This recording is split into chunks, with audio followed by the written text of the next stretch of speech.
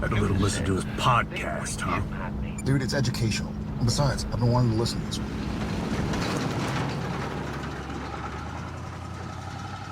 Welcome to Idling in the Impala, a podcast by and for lovers of supernatural and the fan fiction it inspires. Before we begin, just want to remind you to follow us wherever you listen so you don't miss any episodes or bonus content. If you love what we do and want an easy way to show your support, please consider leaving us a positive that's all the stars rating on your favorite listening platform. It helps SPN and fanfic lovers find us and share in the fun. I'm Sandra. I'm Kasey, and happy Halloween, y'all! Happy Halloween! I really hope this comes out on Halloween. It doesn't. It comes out a couple of days before Halloween. So okay, happy early Halloween. Happy early Halloween. And in case you're like, hey, these guys are early this week, we're recording this in August. Yeah. August. So happy early Halloween from recording. We are overachieving this year. That is the plan. But in line with, we like to do something just a little bit special for Halloween, and we like to do themey things. So we've done an episode rewatch of Mint Condition for Halloween a couple of years ago. Last week, we had everyone's favorite nephew, Joey, come join us.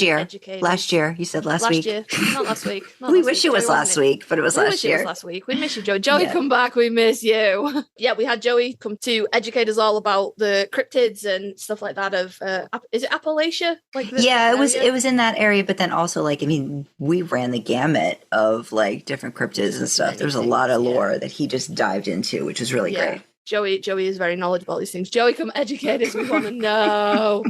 But this year, Joey wasn't available, unfortunately. We totally would have had Joey. So we decided to do another episode rewatch.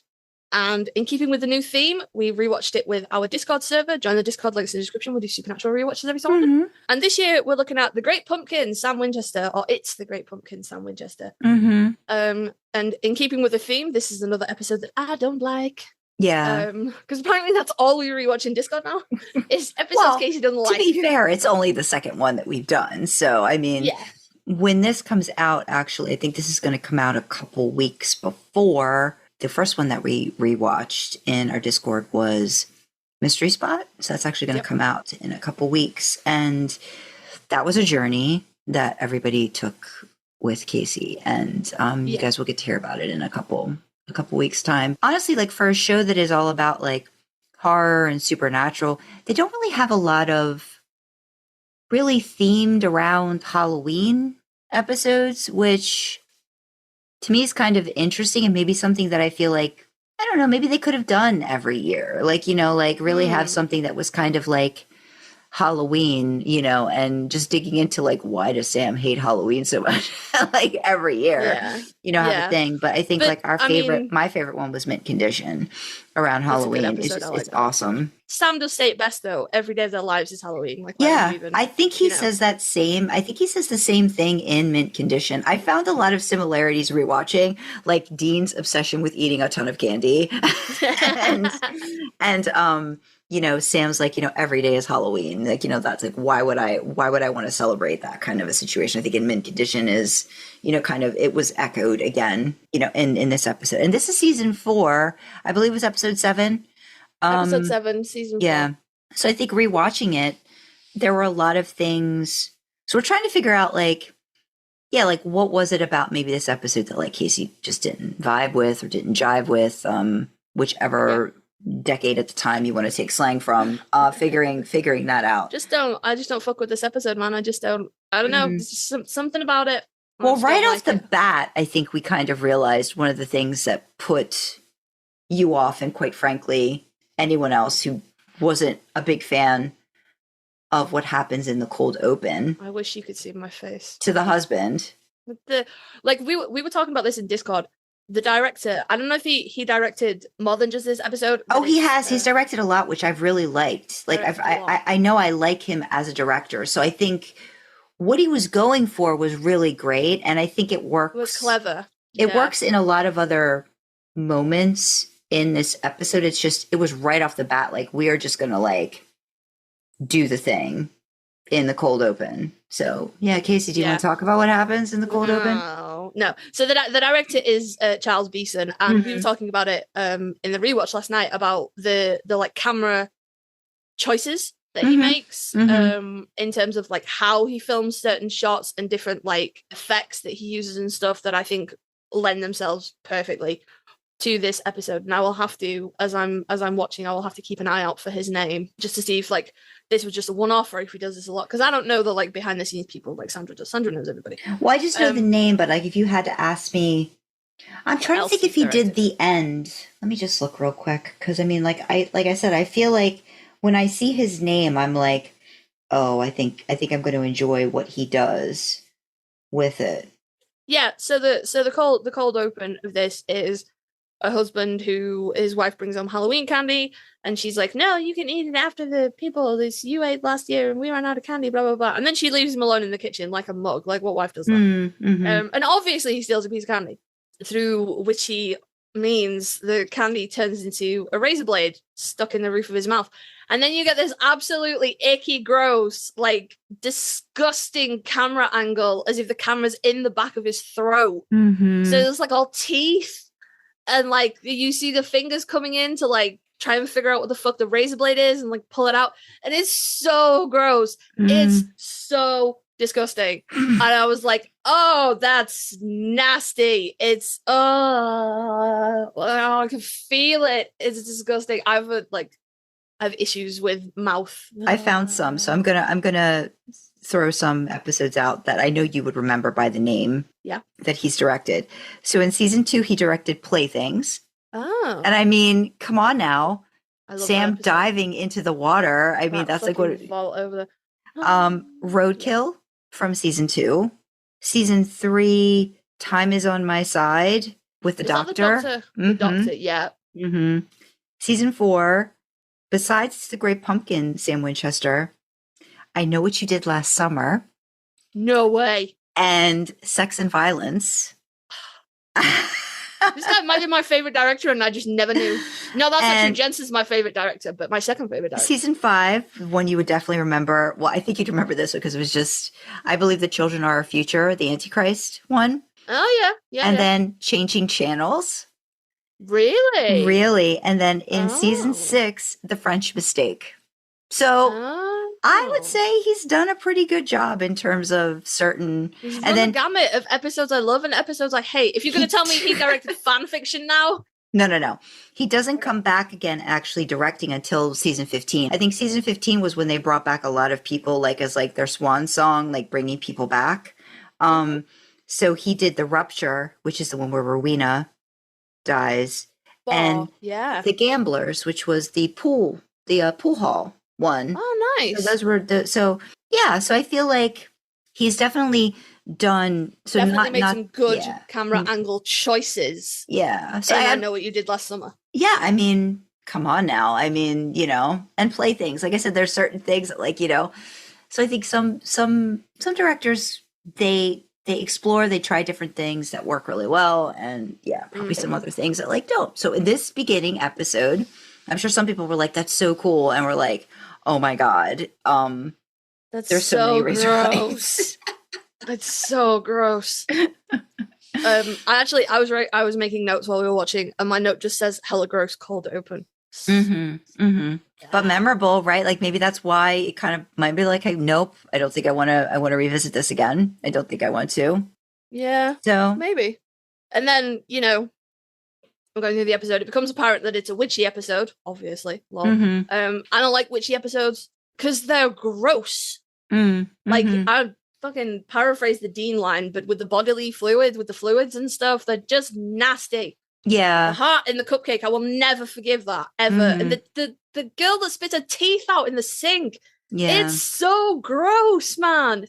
Give me a Wendigo, however you pronounce that. Fucking Rougarou. Give me a vamp over. It's just nasty. Oh, the bugs and the maggots in the sandwich. I mean, my thing is that I really think they could lean into more of like the practical effects with a witch, so that's why I think they just go a little bit above and beyond. You know what I mean? Like, 'cause a lot of the stuff they can do with the curses and the hexes, Like, those are things that didn't necessarily have to be CG'd or different things like that. Like, they could find a way It's to very- make it gross. Yeah. It makes a very compelling monster in It's a way visceral thing that, you know, Yeah. Like, I feel like they try and do that with I'm pretty sure it's a Rougarou, the thing that's just eats the meat, and then if it eats a people meat, then it turns into a bleh. But as long as it just eats meat, that one's one then that's really difficult for me to watch too, because that's and that's I a feel through like my fingers one. they tried, and I mean, like, it does hit it as well. It's very very visceral, but the hearts in the cupcake. Yeah. The maggots on the dinner. I really have an issue with, like, maggots in food. Like, so fucking that episode in season 7 when Sam's in the hospital. Oh. Yeah, because it's such a great scene in every other way, and then you have to get insert maggots to throw your whole vibe off with suffering Sam, as we just talked about with the guest. I love to watch him suffer, but don't fuck with a man's food like that. Yeah. Don't fuck with my dinner. I have enough issues with food. Don't want me thinking about bugs in my dinner. All right? No. I think even like the theme of Dean hating witches, I mean, I think right off the bat, as soon as they realize it's a witch thing, I mean, I think it's like, man, freaking witches and like that kind of thing. So you know that that's just gonna continue on. I get it. Witches fuck with your dinner, and Dean is a man who needs likes his his dinner food. to be unfucked with. Don't fuck with it. Like, let me fuck with it the way I want to, but don't you do it. Yeah. To quote Pulp Fiction, you don't fuck with a man's automobile. You don't fuck with a man's dinner. You know? Mm-hmm. Just fucking... Absolutely. Fully ick. So yeah. Gross cold open, which is there. Icky. And it's 2 days before Halloween when that starts, yeah. Yeah, it's 2 days before Halloween. And then we come to, which I had forgotten, I had blocked this out of my memory. This is one of the creepiest Deans to ever creep. Yeah. This episode is, we went back and forth on it in Discord about whether the kids were supposed, because like the first dude that dies is like a dude, like an adult. But the second person that dies is a girl. And we went back and forth about whether she was supposed to be in high school or college, because she's at a party, you know, like a costume party, like a Halloween party. Mm-hmm. And I genuinely thought they were in college, but then other people were like, nope, they're in high school. And Dean comes in and he's like looking around, and Sam's like, jailbait, stop it. And he like he's one of the witnesses, that was being talked to him. Mm-hmm. It's so gross. And like, quick math puts Dean at 29 to 30. In this episode. Bro, you cannot still be perving on high schoolers. That's children. That's gross. So this is before the after school special episode too. So I mean, there's a lot of instances of creepy perving Dean in season 4. Well, season 4, the fucking season of the creep. Jesus. Like, I wrote it and I put exclamation points under it, and it's just like yucky Dean, caps, exclamation points. And then he was more yucky a little bit later, and I started underlining it furiously. I did write creepy Dean in all caps. I was like, creepy Dean. Yeah. No, it's just, I mean, for the time, I think that kind of thing was maybe, I mean, it was still acceptable, but, you know, like, it might have just been coming up. Well, we're talking 2009, right? So, I mean, there's a lot, again, might have just been coming up to like the end of its socially acceptable life, you know. It was like maybe on the outs. Like, you would not make that now.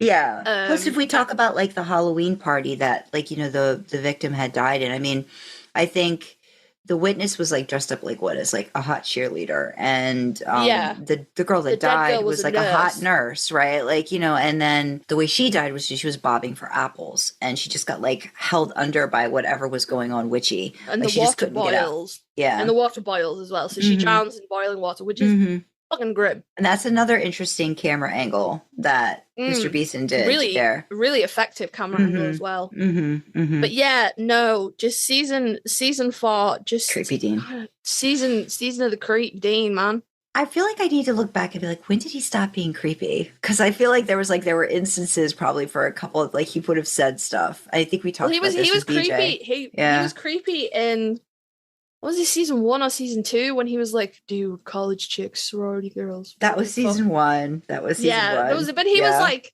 I don't know, man. College girls at 26, because you got to be like, Well, see, the youngest college girl is potentially still going to be like 18, 19. So that's a problem. This is my thing now, too. Like, this always makes me think, because, you know, we talk a lot about, like, the affectations that Dean puts on and, like, the show or the outer exterior that he puts on, even for Sam, to some extent. You know what I mean? And I almost feel like, is he just playing into this bit just really hard? Like, just so hard. But, like, again, like, I've seen instances where that assumption, like, if he was to get, like, interest, would he know what to do? You know what I mean? Like, would he know what to do with that? Like, I've always seen, like, him in this way of, like, how much is he showing off? Or, how much is it like a macho facade? Like this or is even the facade. Yeah. Even like a, I don't know, like a macho nod to the audience, maybe. Because he like, does it a lot with Sam, right? Like, I mean, there's a lot of it, but I feel like he's doing it just, sometimes is he doing it just to get a reaction?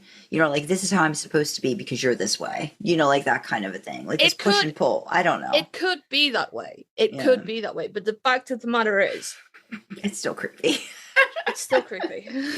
It's still gross. And you still cannot be out here sexualizing children. And I mean, like, that's the age of consent in the UK is 16. So a 17, and we know it varies school, in the US because I think we did some research on that. It varies wildly. But I think I think it's the majority is 18 in the US, which I think is a little bit, I don't know. I don't think anybody benefits from it being that high. But I am not going to be the person to be like, you should lower the age of consent, because there is no good way to say that. Not even a little bit. You know, so like in if we're talking about a UK TV show, someone perving on a 17, 18-year-old girl probably wouldn't garner the same kind of reaction. But the relevant point here is he's 29. Yes. At the youngest, he's 29. No. Do you know what you don't get at 29? Fucking teenagers. Yeah. You know, you do 29, no more teenagers for you. Okay? Yeah. That ship has sailed, it's gone, it's off the edge of the earth. Fucking stop it, you know? Yeah.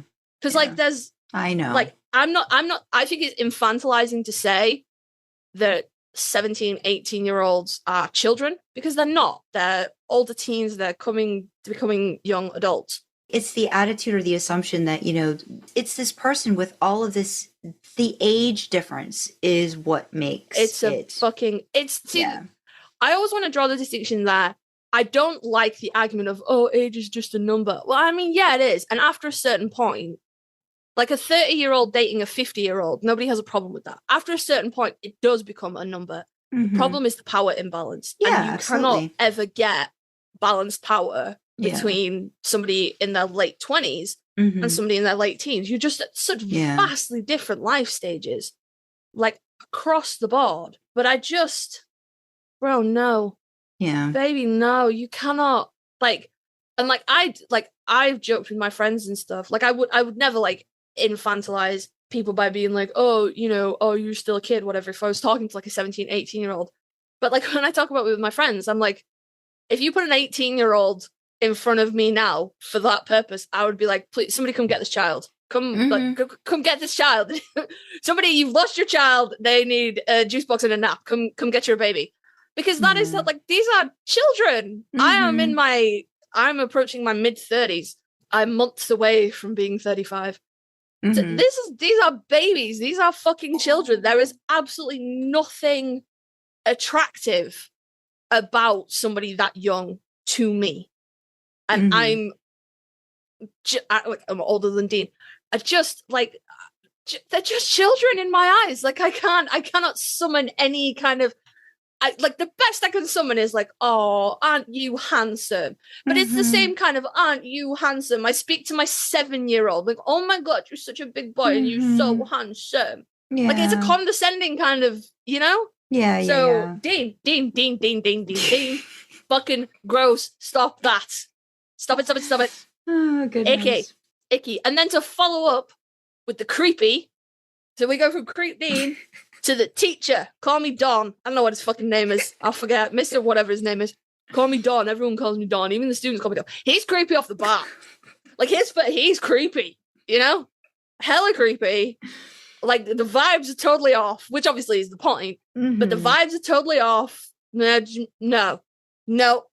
Creep. Don't like. Did you also have an issue with when Sam started talking about the origins of Halloween? Because I feel like you were like, I feel like Kasey's gonna have thoughts about the supernatural explanation of this. He started and I was like, everybody get ready, we're about to be poorly educated about the Celtic holiday of Halloween. I haven't actually looked into it to determine exactly if Sam's explanation was inaccurate, and if it was, how inaccurate it was.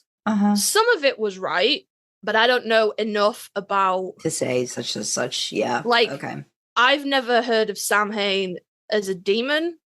That's just an alternate name for Halloween. Well, not an alternate name, but like the pagan name for Halloween. As far as I know. If I'm wrong, please correct me. I love to learn, right? But I'd never heard of Samhain being a demon. So I was like, I don't think that's right, bro. And but, I mean, you know, the lore is not always entirely accurate. No, and I think they definitely take liberty with stuff, which I think is just part of it. Like they're getting it to work with whatever they're deciding to do for an episode or an arc, or you know, you can't necessarily get into extensive Celtic pagan lore. And also, I fucking knew I was right. Samhain is not how you pronounce that word. And I was thinking that last night. Every time he goddamn said it, I was like, that is not how you pronounce that. What is it? But I wasn't sure enough of how you actually did pronounce it to speak it up on, like, because me and Sandra are on voice in Discord. Samhain, pronunciation dependent on, like, Irish, Scottish, Gaelic. It's a Gaelic holiday. Oh, okay. So there's like a band and a magazine and a software and a character from the real Ghostbusters and a professional wrestling pay-per-view event. And then there is Sam Hain, who was a cricketer, Irish mythology and popular culture, and Samhain, which is a period in early Korean history. So I'm not saying that Wikipedia is the be-all end-all of everything, right? But I feel like Wikipedia would let a bitch know if there was a biblical demon called Samhain or Samhain. You know, but like, I knew I was right. I knew that the law wasn't right, but I wasn't sure how not right it was. I wasn't sure how not right it was, but I like some of it was right about. I think like the masks thing might be right because it is like it's a like believed to have Celtic pagan origins. I am reading from Wiki here, so you know, please, I'm not trying to like mansplain anybody's religion or anything. Historically, a Gaelic festival celebrated on the 31st of October to the 1st of November. It's a very, very old festival. Now, the mask thing that he throws out later that he does, I can't remember, does he mention that at all when he's talking about it? Or is that just something he says that like, because like, obviously now we've got that like they've made a demon of Samhain. Like it's a festival, but they've made a demon of it. So then you can attribute law to that to say like, oh, if you wear a mask, if you cover your face, he can't see you. In the actual sort of holiday, it was considered to be a period of time when the sort of like the boundary between the worlds was thin. It blurred a little bit. And so you could like make contact with the spirits or the fairies. So you would offer food and drink to appease them and, you know, make sure that people and livestock, because obviously in that time, everything was around your livestock. So part of the reason why Samhain became a thing, I guess, is because it was when you would bring the livestock, the cattle, down from the summer pastures for the winter, and you would slaughter the ones that were going to be slaughtered to see you through the winter and stuff like that. So yeah, then you would offer food and drink to appease the spirits or the fairies. I feel like this is similar to season 1, the Scarecrow episode. You know, where they would have to make that sacrifice. Similar, to make sure that everything. That was like a true like human sacrifice to an old god. This is a little bit more like, I mean, I suppose the modern equivalent would be the Mexican Day of the Dead, Yeah. where you leave food out, and this is kind of the thing. You would souls of dead kin thought to revisit their homes. A place was set at the table for them. Yeah. So like, ask my mom. I'm sure she's got some Italian stuff that they did over in Italy around that time too. 'Cause she talks about the what is it? I think they call it the Day of the Souls or something. Like, it's a little bit different how they term it. Like, like after Halloween and stuff like that. In Italy. But they probably did a lot of the same things, I would think. It might be All Saints Day. All Saints Day, and then I think there's All Souls Day. That's what I think there is. There's All Saints Day and All Souls Day. Yeah. Second, so All Saints Day.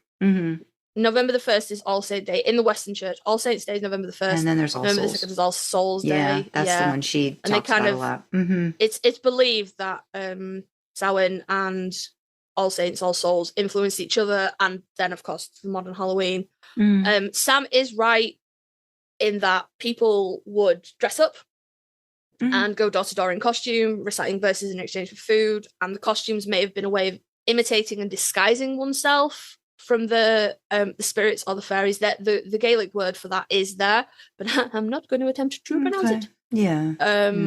But yeah, so it's like so many things in Supernatural, it's very cherry picked.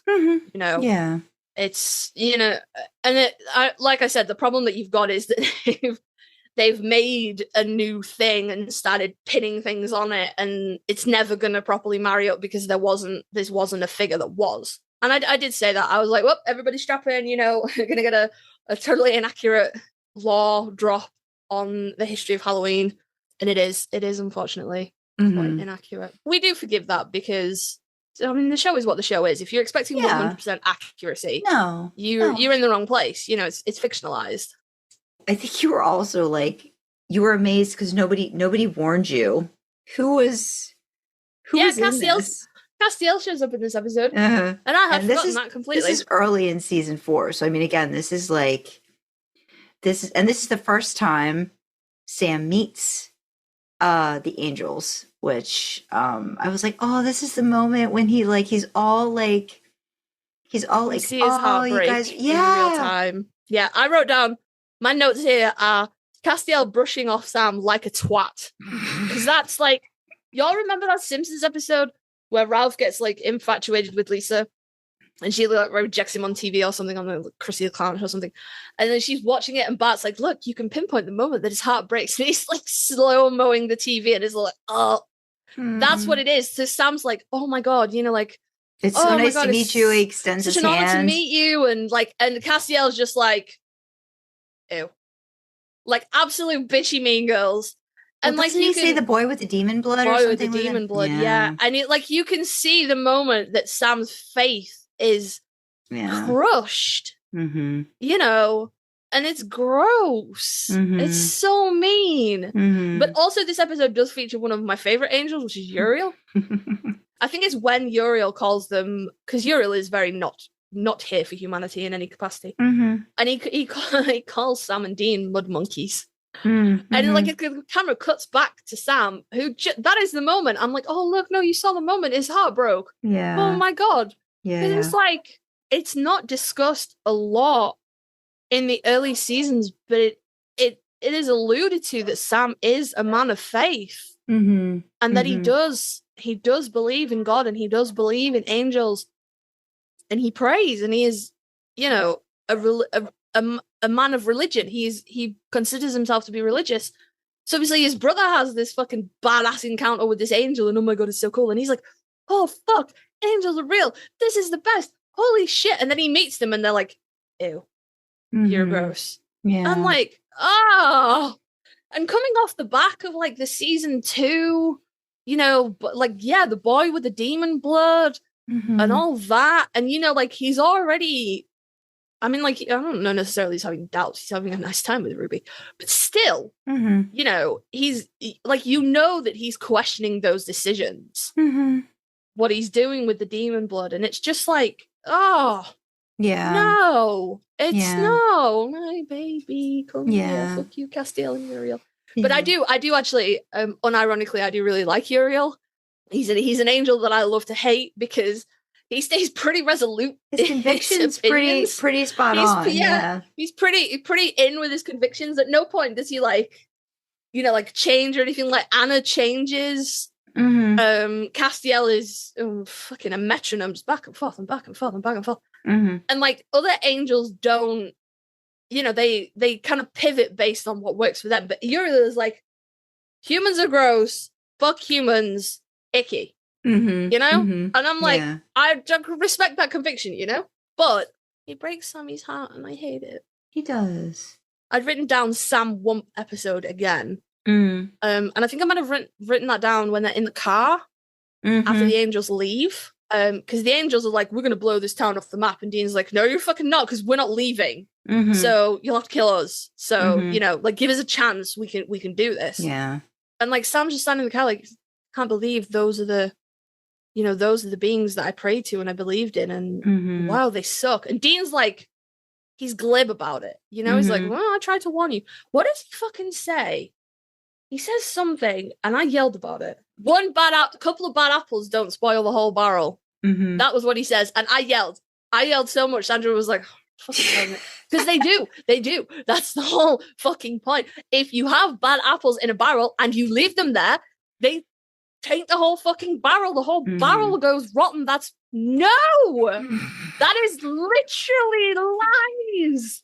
That sort of scene in the car where you sort of, again, like, you still like a more intimate look with Sam as it's like his faith has been very much shook. Yeah. And I mean, I guess they say don't meet your heroes, but there's still sadness. I think my only thing too was like trying to like step back and just look at like the time frame, season 4, and again it's early cast, so it's early Misha, and listening to Misha's voice and all of those things and how different. Like you could tell he was still finding his cast voice. Yeah. And just how young they all looked, like even from just season 4.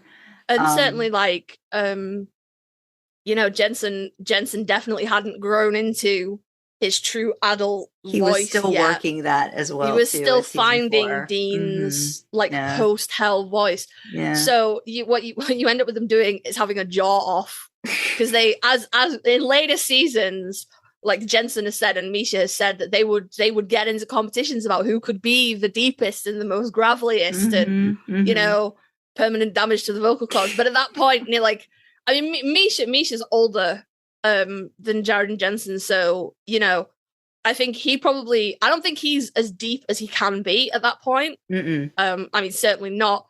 But Jensen hadn't like caught him up yet, he could pitch his voice just a little bit and Jensen wasn't quite there. Yeah. So Jensen's like aggressively jaw flexing and it's really fucking cute. It's so sweet. And I'm like, oh, look at you, baby, though. And look at you with your jaw flex. And both boys are dolphin bellying also, so you get to see a lot of jaw. There's a lot of jawline. Yeah, there is a lot of jawline. Yeah.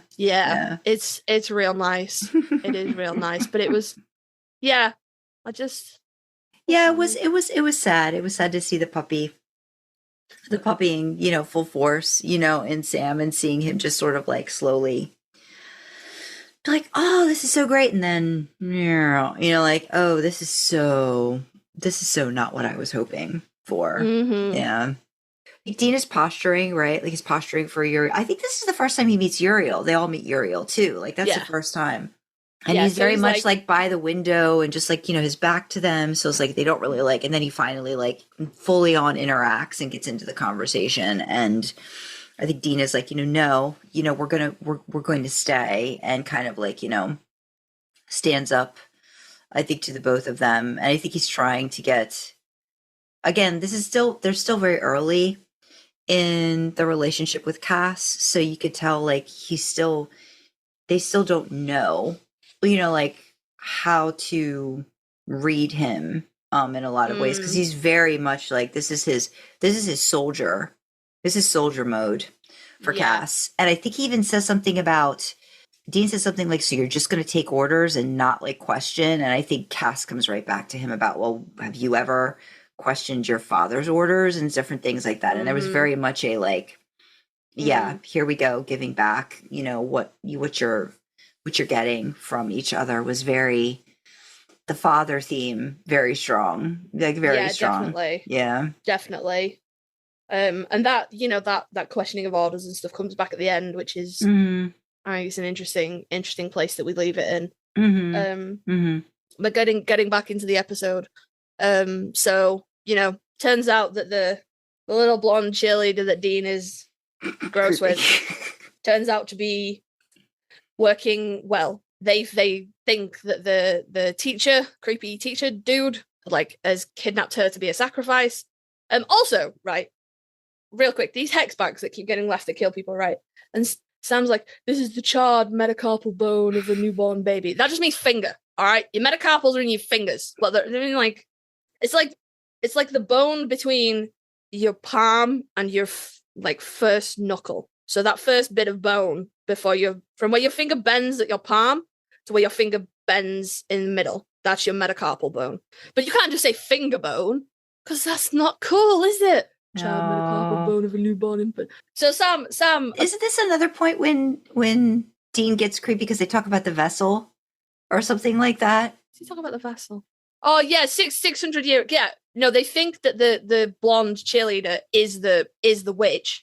And doesn't Dean say something like, well, I wanna, I mean, sure. Yeah, well, if you're a 600-year-old, why wouldn't you pick a hot cheerleader? And I'm like, oh, Dean, stop it. Stop it. But then Sam forgets how fire works for a period of time. And comes to the conclusion that the only way to char the metacarpal bone of a newborn infant is in a pottery kiln. Because that's where they visited at the school. Yeah. Yeah. I mean, you have to make a connection there. You have to make the case work. Yeah. But we've been burning bodies. Not we personally. I haven't been burning anybody's. But humanity as a whole has been burning bodies on open flames for quite some time. Because he's like, you need fire hotter than, what does he say? An oven or an open flame. I think that's what he says. And I was like, Sam, babe, Sam, no. Funeral pyres have been a thing for a long time. Long time. No. And I'm like, also, it doesn't say fucking disintegrated bone, cremated. It just says charred. You can char on anything. Just hold it in the fire for a little bit and it chars. But anyway, whatever. You need a through line for the case. So they rush off to the teacher's office because, he's the only person ever to own a pottery kiln, so it must be him. Find a locked drawer, knock the lock off with a hammer, and then this bro that we're supposed to believe, this fucking 200-year-old witch, just keeps a bowl of baby bones in his school desk. Bruh. I think it's at least 600, Kasey. At least 600 years. I think they talked about 600 years, right? It had to happen 600 years. It was everything. It was at least 600 years because you could only summon the demon every 600 Conveniently, years. It was going to happen. Yeah. Well, you're going to suspend your disbelief a little bit, Absolutely. Help them out. But also, I'm like, if you are in excess of 600 years old, don't keep your baby bones in your work desk. I don't feel like that's a stretch. Somebody clip that out of context. It was locked. Keep your baby bones at home. Maybe he doesn't have a home. Maybe he just wheels himself into the closet like the kids absolutely. Imagine. Or he's just hanging out in the middle of the night, just wandering around. I mean, if he is I guess doing all the witchy stuff, he doesn't necessarily need. He just needs a home base. He doesn't necessarily need a home. Yeah. And I guess if you need to be creating hex bags with the charred metacarpal bone of a newborn baby on the reg, a good place to go. It's right there. I suppose you keep your uncharred bones in the vicinity of the charring vessel. I suppose. Although I don't know, maybe they cannot be pre-charred.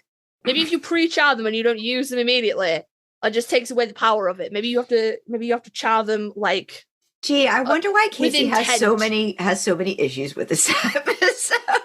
Well, no, it's questioning. A lot of magic is to do with intent, isn't it? That's the whole the whole vibe around it. So maybe you can't just pre-char your bones and just have them in storage like you can with herbs. Right. Maybe you have to char them with intent to do magic imminently, and that infuses them with power. I don't know. We don't know. I don't make it a habit to use the charred metacarpal bones of a newborn infant in spell work. So any witches out there, we know some witches, but they are white witches. They are good witches. They equally will not be using the charred metacarpal bones of newborn babies. Absolutely. So if there are any witches that have more knowledge of spellcraft than us, please let us know I think human we know one. bones is something you cannot store. I think we know one that uses human fluids, I believe. Human fluids, yeah. Yes, but I would, yes. So, but again, maybe that might not be something it just might not be something that you can store. Maybe for sanitary reasons, to be fair. I don't know. Aww. Somebody hit me up. They're following best practice procedures. It's unsanitary to char your metacarpal bones before. If you want to keep the stuff like, I guess, pure for the, like you said, like the delivery time, the shipping time, it's like from here to here. Like you said, just keeping it very like, this is when I have to do it. It could be. Yeah. We have questions. Is that going to be a short? That would be excellent. It might be. YouTube would not enjoy that. It wouldn't. I would have to do so much editing of that to just even be a thing. Most of the times, my shorts that I think about doing, I'm like, no, I can't. I don't think there'd be so much editing. Yeah, maybe an outtake. Maybe an outtake. But yeah, anyway, so they go and Sam's like, oh my god, it was the teacher. And they go, and so they find wherever the fuck they are. I don't know. Oh, fucking hell. I don't even think we know. I think somebody said maybe are they in California? I don't know. I can't remember where they're supposed to be. I can't remember where they are, but also I can't remember literally where they find the guy and the girl. I don't know that either. I don't remember where they end up. Maybe they do go to his house. Maybe it's his house. It might be his house. Maybe it's his house. Yeah. Who knows? So he doesn't have a place. He just chooses not to store his bones. Just chooses not to store his bones there. Yeah. Mm-hmm. Just chooses not to store. Maybe he doesn't have a kiln at his place. Maybe getting the convenience. Okay, we were obviously really paying attention to a lot of aspects of store your things to be charred near your charring vessel for convenience. Mm-hmm. Anyway, so they find it. She's all tied up. He's fucking doing an incantation. He's about to slit her throat, whatever. And Sam and Dean bust in and shoot him 3 times in the chest, and he falls over dead. Dreadful. Mm-hmm. So they cut the girl down, and she's like, "Oh my god, did you hear his sloppy incantation? Surprise, second witch!" Yeah. What a twist. And doesn't she like do a whole like hand thing, and they just fly backwards and stuff? I feel like she does like something with the like they're both clutching their tummies. Mm-hmm. So something I don't know, but she's all this, and then she does the incantation. And the floor cracks. It's very cool. And the floor cracks, and all this smoke comes up out of the crack, and flows into the dead dude. And then he gets up, and he's a cock, by the way. My note says cock and demon because he gets up, he rises, and he looks at her, and he goes, "You've aged." Are they supposed to be siblings? The two people, the blonde cheerleader and the teacher, Dawn. Mm-hmm. They are witch siblings. Okay. Yes. Because he kisses obviously, her. But then it's not him. He is dead. It's the demon then, isn't it? Gotcha. It's the demon. So I think they were witches, and they were probably demon-worshipping witches that got their powers from a demon. Oh, yeah, kind of. Okay, yeah. Like Ruby, yeah. Mm-hmm. So yeah, anyway. So Samhain the demon, which I will continue to pronounce like that because we're not talking about the holiday. He gets up, goes and looks at this woman, and the first thing he says to her is, "You've aged. Fuck off, bro. Get wrecked." I guess that's my confusion, because if that's the demon now, how would he know she's aged? Like, you can see her true face. Okay. All right. She says that. She went, "This face, I can't fool you." Mm-hmm. Yeah, he can see her true face. Anyway, he does. He's like, "You old bitch." Gives her a kiss and then snaps her neck. Like, fuck off, bro, please. While they're having their moment, Sam and Dean are like on the floor, and Sam has the genius idea of like playing finger paint with the blood and like starts splatting his hand in the blood and smearing it all over his face. And Dean's like, "What the fuck are you doing?" And he's like, "Shut up!" It smears it all over Dean's face. In the, again, another sort of like link to the actual festival. They've like hiding from the spirits or the fairies by covering your face. So he's like, "Oh, the demon can't see you if you're wearing a mask," and blah, blah, blah, blah.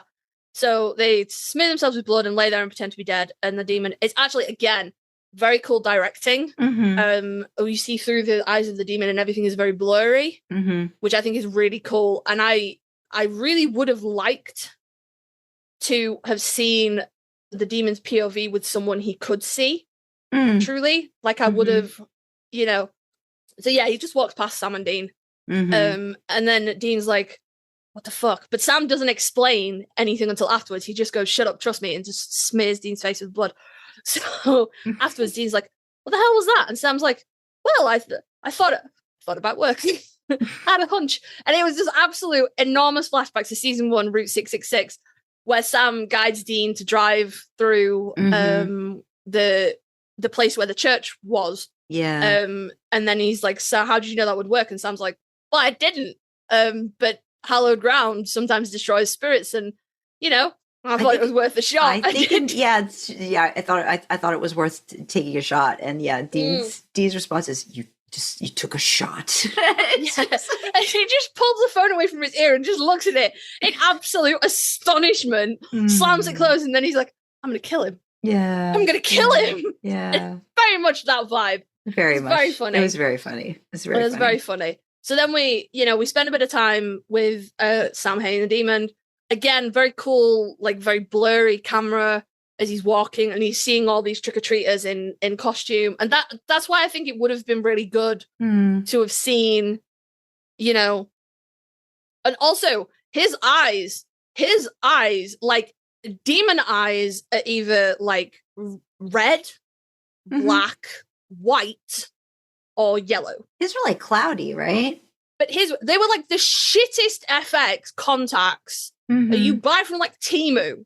Temu didn't even exist, but they were the wankiest white eye with like a hole in the center, so it looks like your iris is white, and then it's just your pupil. But it sucked. It was so bad. Like if they were, I'm trying to think now. Had they had white-eyed demons before this? I don't think they do. Because Lilith was in season 3. Yeah. So I don't know. I don't know what the fuck was up with that. I feel like because at the end of season 3, Blonde Ruby gets the white eyes. Yeah, she gets possessed by Blonde Ruby 1. Blonde Ruby 1. Yeah, she gets possessed by Lilith, and she gets the white eyes, and like the kid Lilith gets the white eyes and stuff. So I don't know why they just decided to fuck. I don't know. Maybe the budget was off. Maybe they couldn't afford the white eye, the full contacts. You know, get the fucking Party City shitty ones. Whatever. I will say they do look very creepy. They do, yeah. But they do look also a little bit absurd. Like they're very creepy, but not in like a. I mean, I suppose the effect works then because I am uncomfortable when I look at them. Well, yeah, because it almost feels like. It feels like a sickness or an illness kind of situation. You know what I mean? Like it's like it's just not. It's not particularly like. It's not like, oh wow, those are really cool. It's like, ew, you know, is that really what's going on? Yeah. Yeah. But yeah, no. So we spend some time with him. He's walking to the crypt, as it turns out. So we spend some time with him, and then we cut to Sam and Dean coming out of wherever the fuck they were, wiping all of the blood off their face. Everybody was very upset by this. Because like, oh, we're gonna go hunt this guy down. Let's make it really easy to fucking see us, whatever. So, you know, and the kids are having another party in the crypt because that's where you go to party when you're a high schooler in America. So movies have led me to believe. So Demon Samhain just comes and just locks the fucking door, and they're all like, "Bro, what the fuck?" And raises the the ghouls, the zombies, the whatever. From the crypt, which is a really good fucking lesson on why you should not be interred in a crypt. Because, like, I feel bodily autonomy is really important. Don't set yourself up to have your meat suit be used after your death without consent. Cremation. Cremation. Yeah. Or, well, no, it would have to be cremation because I was like, I would be perfectly fine being thrown in a hole and just left to just nature. But then I'd be a skeleton. And so it conceivably my spirit could attach to something else, and then my bones would have to be salted and burned. And I feel like that doesn't necessarily happen if you're cremated, but then Bobby was cremated and he was attached to the thing.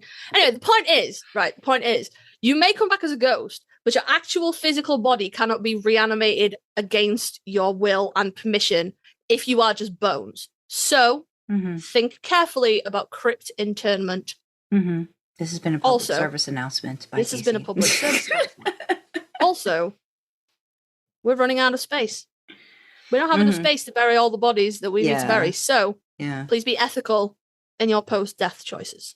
And also, the more you know. If you feel no particular attachment to your corpse after death, depending on your location, consider donating it to a body farm. Do you mean like organ donor? No, a body farm is literally where they just lay you out and just let you decompose to study like the process of decomposition. Because they're trying to like, obviously there's so many, here we go, tangent, outtake, Kasey and their weird shit. Kasey knows morbid stuff. We need a jingle. But no, so there's so many factors that contribute to decomposition, you know, including like, you know, ambient temperature and the state of the ground and, you know, the season and all these different things. Even like you put like, you know, bodies in very similar places and they decompose very differently. So we're studying it, you know, for like crime solving purposes. Okay. So a body farm, which is not organ donation, a body farm is somewhere where you can donate your body. Again, location important. And they will just kind of just put you outside and just let you naturally decompose. But then you, in the process of that, you help research all of these different factors that can contribute to decomposition and the stages of decomposition and the processes and things like that. And it's just...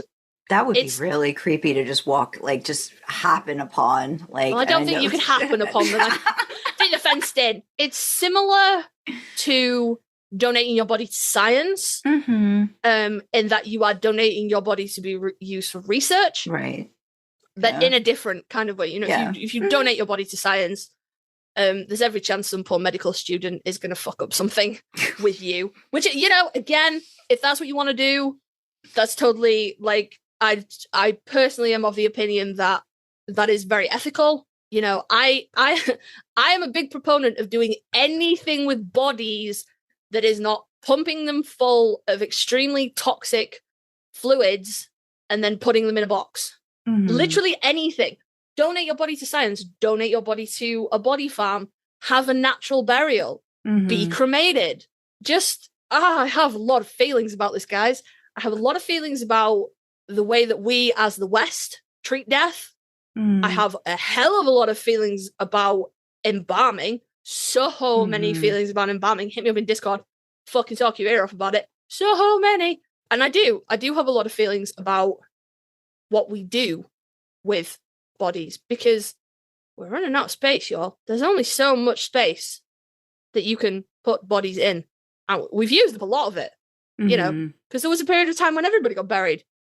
And now, now there isn't enough room to bury everybody. So explore other options. That's all I'm saying. Yeah. Explore other options. Absolutely. Because if you explore other options, you may come back as a ghost if your spirit is very strongly attached to your bones or something else, a la Bobby Singer. But you will not be able to be resurrected as a zombie. And your flesh will not be able to be used for nefarious means. But that is not what happens to the people in this crypt. It's Demon Samhain does his little demony thing, and all the doors start wibbling, and I'm like, this is literally hell. I could not. Please do not. And they all start wibbling, and then one corpse bursts out, grabs this poor teen, and drags him back into what I can only assume is a wood chipper. Yeah. I don't know why you would have a wood chipper in a crypt. Yeah. Crypt hole is not the word. There was a lot of cherry pie filling and grenadine happening in that moment. What do you call the mausoleum? The hole? No, a crypt. The hole what you put the body in. Is it just the crypt hole? I think it's just the crypt hole, unless there's a special newfangled. If there's a special name for that. Yeah. The literal hole what you put the body in and then you seal it up maybe and put the plaque that's on the front when you of were it. thinking like the catacomb stuff. Maybe. I mean, maybe there is a technical. I'm sure there's a technical term. I think a mausoleum. That's like an actual like a little house that you. Yeah, that's like that's a building, isn't it? Yeah. I'm gonna have to Google the difference between like a crypt, a catacomb, and a mausoleum. Anyway, apparently in the back of them they keep wood chippers. Sue, because this poor child gets there's a lot of cherry pie filling and grenadine getting spewed about. Didn't you make a comment about the party in and of itself too, about how like this is like it's so like Hollywood. Oh, these high school teens, they're having a Halloween party in a mausoleum crypt. I don't know. Woo!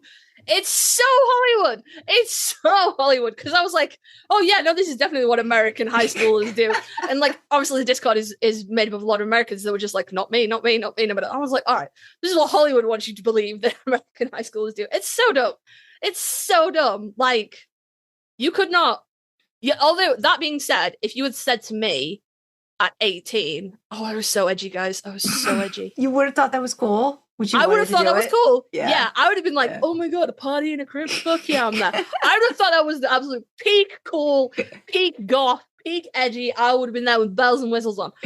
As I am of the age now, I'm like, oh, that's no. Oh, goodness. No, that's cringy. Crazy. It's crazy. But yeah, they all get locked in. Crypts start going, blah, blah, blah, blah, blah. But it's all right because the Winchesters arrive to save the day with a well-placed gunshot, because that works, doesn't it? Well, no, Sam and Dean have a conversation because Sam's like, I might have to use my powers, and Dean's like, don't you fucking dare. The demon knife is fine. So yeah, Sam gets sent off after the demon, who, I don't know, is presumably going to find more things to raise. And if he just wanders off, I don't know. He just literally locks the fucking, like, the grill on the, it's like a gate. Yeah, the gate. Between, like, the inside bit, but the actual, like, holes. Oh, fucking what you call it. And he locks that and then just leaves his kids in there. And then just fucks off, presumably to find more stuff. I don't know. Yeah. So Dean shoots the lock off, which works, and doesn't shoot anybody else, and the bullet doesn't ricochet anywhere. It's flawless. And starts, like, getting the kids, there's like, go, go, go, go, go. And then, like, zombies are, like, literally starting to come out of the crypts now. So he's, like, stabbing things and blah, blah, blah, blah. And what Sam is he stabbing them with? Because they show him stabbing two. Like, he stabbed two people. I was like, what is he using? Is he using part of the gate? Is there something else in there that he's using? No, I think they were knives. Okay, but he didn't have them, did he? They were identical knives. So I wonder if they just grabbed some shit out of the boot or the trunk. But did he have a bag with him? No. I feel like he didn't have a bag with him. So these were big knives. Like, where's he pulling them from? Like, they were just, it was. Wouldn't you like to know? I feel like there had to have been something, like, in the area where the crypts were that we just didn't. Potentially, we didn't click or clock or whatever to, like, see that he was going to use them. Knives are very good wall decoration. I mean, maybe. Maybe it was something like what they would use to maybe, like, the handles, because they didn't have handles on no, like, I just mean, like, crossed. This could be like an old British thing, but like crossed knives behind, like, a shield kind of thing as a wall decoration. Okay, yeah, maybe there My was. grandparents had that. I might go back and look at that scene just to be like, what is he using? That was he's using knives, but where he procured them, we don't. They were know. Definitely different. Like, I've never seen him use them before. They were not. It had to be there that he found. And they were pretty big. Like, we were verging from knife to sword. Yeah. It's pretty big stakes. Yeah, stakes. So he, like, kills a couple of ghouls, and then a ghost shows up, and he's like, that's it, I'm burning it all, which is just an excellent line. Excellent line. I was like, you fucking tell him, Dean, burn it all down, baby. So we cut to Sam, who's fighting with, Demon Samhain tries to use the death ray of demons on him, and Sam's like, oh my God, that won't work on me, I'm so fucking cool, you guys. I'm so cool guys don't look at explosions. So they have some kind of fight, because Sam presses the demon knife, Ruby's knife, into Demon Samhain's arm, and it, like, sizzles, and the demon's like, oh my God, what the fuck? But then they're separated, and I don't know how they get separated. Did someone throw somebody? What happens? It might have been, I mean, if they'd shown the other, like, witchy I'm sure he probably threw Sam. I feel like he throws Sam. I feel like he does something to throw Sam. I think he might actually just use physical, like, demon enhanced, but physical strength. Because I seem to remember, weren't we talking about Sam gets a concussion, take a shot? Yeah. Sam gets thrown into something? Yeah, so the demon might like they get separated in some manner. Yeah, they get separated, and then they're having this like Dirty Harry might not be the right reference, but they're having, is it Dirty Harry? Do you feel lucky, Punk? Might be. It's been a while, but yeah, I think so. Whatever. I think it's Dirty Harry. We're standing on either end of a very long corridor, just staring each other down. Do you feel lucky, Punk? And Sam just like channels all of his demon blood powers and like holds his hand up, and starts like doing his like exorcism destruction thingy. Mm-hmm. And it is. I wrote down Sammy Pain face because it's so good. Mm-hmm. He's really like, it's really good acting from Jared because it's not like. Well, there's struggle. There's a lot of struggle in what he's doing. It's effort. Yeah, Mm-hmm. it's like sometimes they do pain face and you're like, oh, when he's stitching up his arm in I think it's Heaven and Hell, and Dean's like, you hurry up, I've got a dislocated shoulder over here, and Sam's like, shut up. Oh, that's I Know What You Did Last Summer. Is that I Know What You Did Last Summer? Yeah. Oh well, I'm sorry. Yeah, you should remember that. I know it's one of them. So I'm gonna get credit for being in the right season. Come on now. You are. Yes. And he's doing pain face, but it's like macho grimace. Yeah. Mm-hmm. And it's sexy. It is. It's an attractive pain face. Mm-hmm. This is not an attractive pain face. This is a true like gut lurching, I am in agony to do this pain face. Mm-hmm. And it's excellent. And it makes my heart hurt. Mm-hmm. And then obviously his nose starts to bleed. And so I because I'm hilarious. We're watching with the Discord, and I'm like, Jared Padalecki walked so Millie Bobby Brown could run. Because it's really good. It is. It's really good. So he's like, and Demon Samhain is getting closer and closer and closer. And Sam's like putting more and more effort in, and like he's holding his head. And Dean's watching him at this point, right? Yeah. And Dean's done with, I don't know if he's done with burning it all down. We never find out. Mm-hmm. But he comes to like the end of the corridor or something, and he sees what Sam's doing.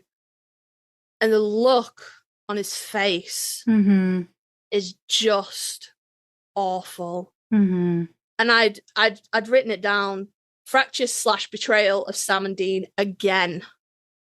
Because it is like, and I don't want to say it's the whole reason I don't like this episode.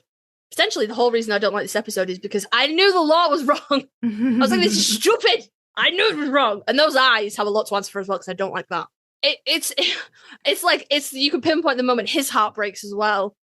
And it's really hard to, season 4 goes back and forth with this a lot too. I think and you like, I always think it's such a weird hill for Dean to die on, because he's never particularly been opposed to using every trick in the book before.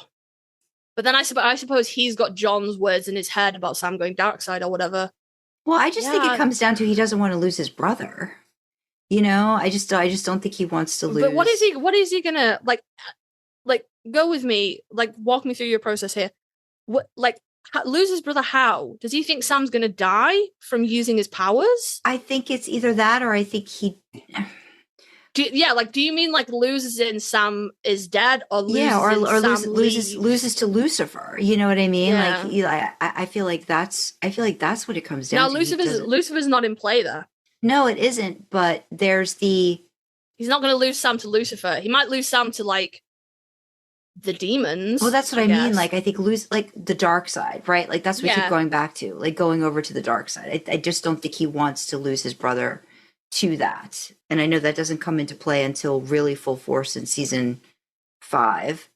But I think it's just building up to the fact that, he doesn't, I just don't think he wants to lose his brother. Like, he'd rather be the one to sacrifice.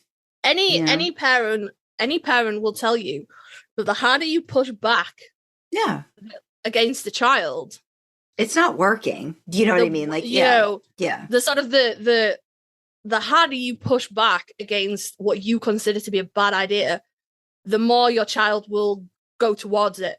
And like partly out of spite at that point. If he'd like embraced it and been like, okay, Sammy, we'll figure out how to make this work.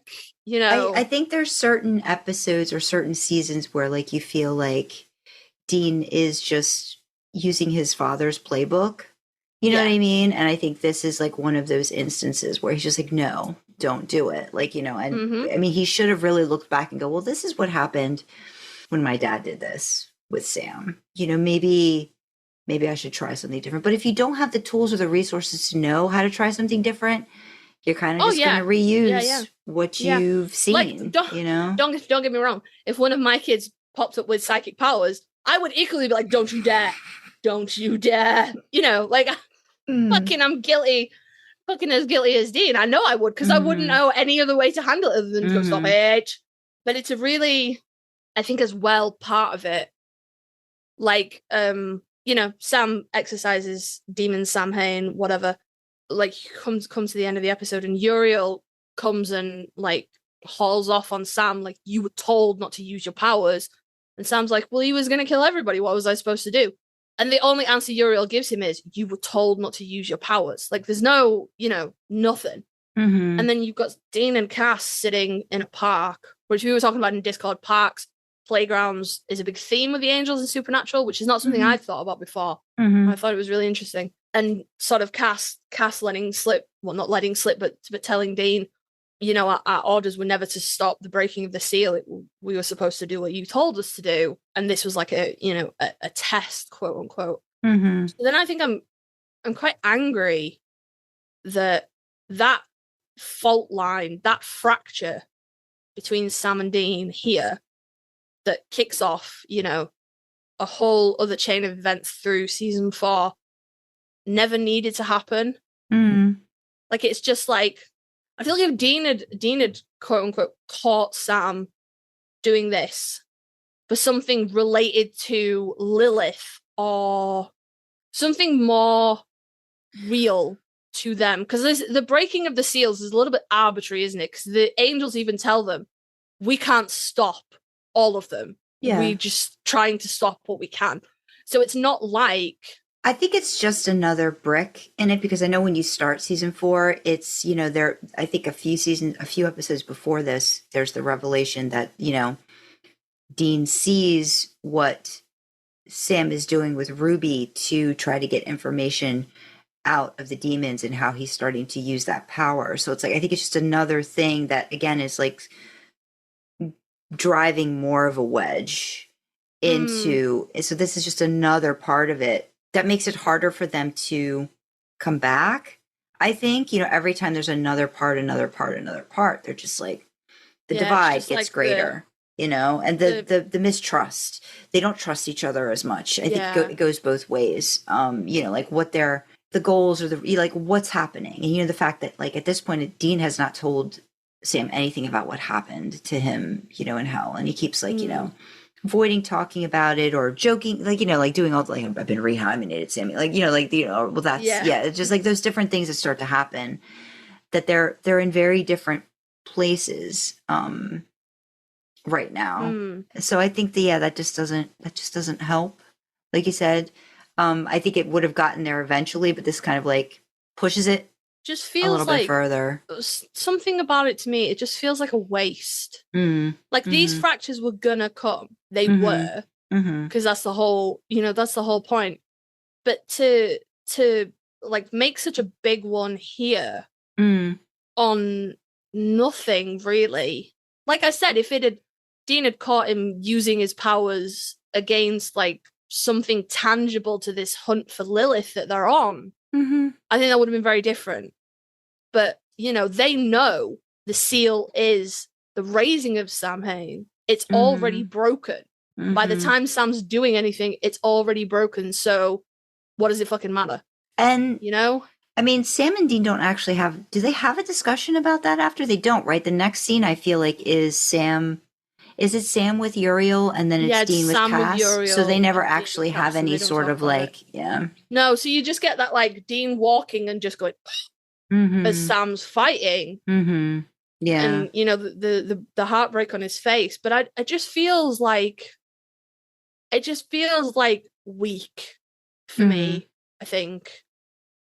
You know, I think if you were gonna, because Dean's there when Cass and Uriel are lecturing Sam about not using his powers and glad to see you stopped and stuff like that.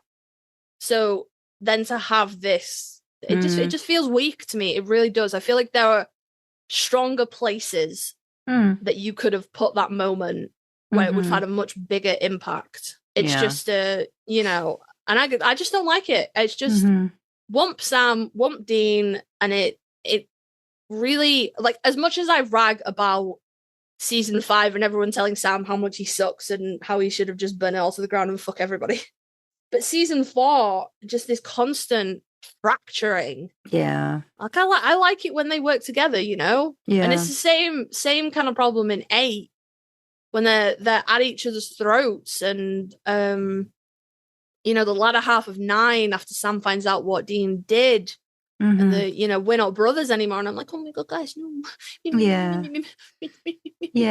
Yeah. So yeah, it's I think it's the final verdict being it's too much Sammy Wump, and those contacts were creepy. The razors didn't help in the beginning either. So. And the cold open was disgusting. Disgusting.